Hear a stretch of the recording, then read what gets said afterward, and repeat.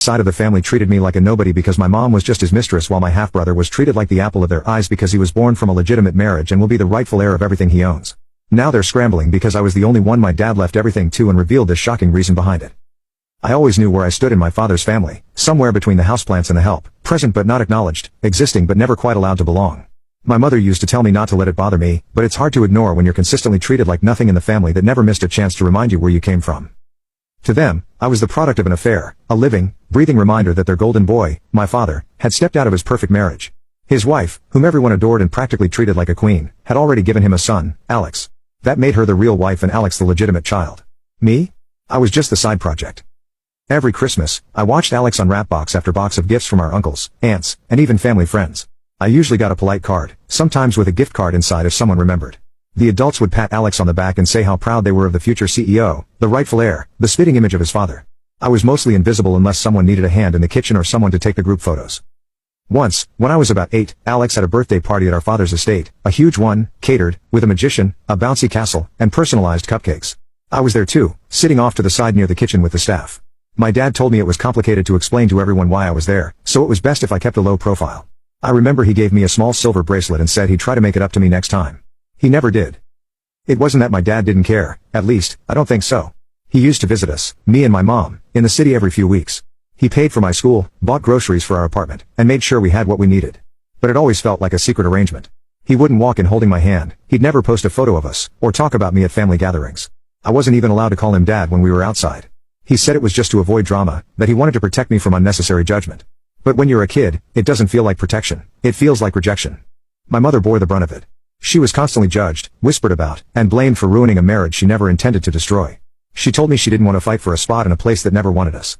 I asked her once why she never married anyone else, why she stayed tied to a man who could barely acknowledge us when it mattered. She just said that some mistakes come with consequences you have to carry, and I was never one of them. Still, I tried to fit in. I'd show up to birthdays and holidays when invited, dress nicely, carrying a neutral smile, always careful not to step out of line. One year, I even bought Alex a birthday present with my savings, a leather notebook I thought he'd like. He barely looked at it before tossing it aside.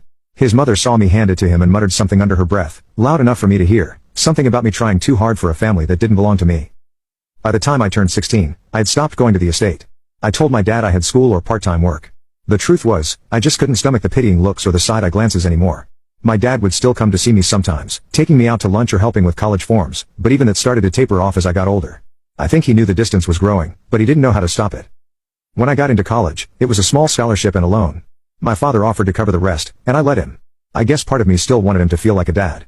But when I graduated, there was no celebration from his side of the family, no family dinner, no proud father speech, just a congratulatory card signed from all of us, with no names inside. I didn't even know if they knew who they were congratulating. Meanwhile, Alex was flourishing, or at least that's what everyone thought. He had dropped out of college but was still working with my father in his company, learning from the inside. They called him the heir to the throne. My name, of course, was never attached to anything. I kept moving forward. I got a job in another city and started saving. I called my dad on birthdays. I kept it cordial but distant. I had accepted by then that I would never be part of that world, not really. And that was until I got the phone call. It was early morning, and I was getting ready for work when an unknown number appeared on my screen. I ignored it at first, but they left a voicemail. It was my father's lawyer. He said I needed to come in urgently. My father had passed away the night before. I sat on the edge of my bed, phone still in my hand, and felt nothing, just empty. Not sadness, not relief, just a hollow pause in my chest. The lawyer insisted it was important. He said there were things my father had arranged that concerned me directly. I assumed it was something small, maybe a letter, maybe a piece of jewelry. I hadn't expected much, certainly not anything significant. After all, I was just the invisible daughter, the one he politely ignored, the one they never saw coming.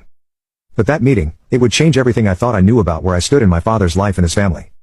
Update 1. I showed up at the lawyer's office 2 days after the call, still unsure why I was even summoned.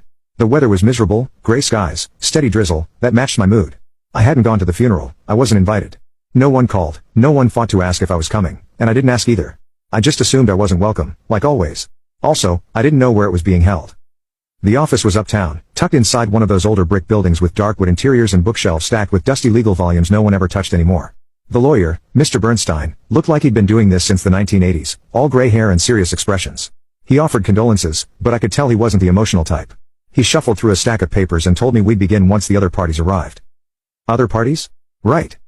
Not even 15 minutes later, in came the rest of them, my father's widow, Elaine, flawless makeup, a black designer coat, and a face so stiff with Botox she could barely frown. Beside her was Alex, sunglasses on indoors like he was protecting his celebrity status, followed by 2 uncles and a cousin or 2. They looked at me like I'd wandered into the wrong room. Elaine immediately asked what I was doing there. Mr. Bernstein calmly said I had been named in the will and had every right to be present. Her eyebrows twitched. Alex just smirked and leaned back like this was going to be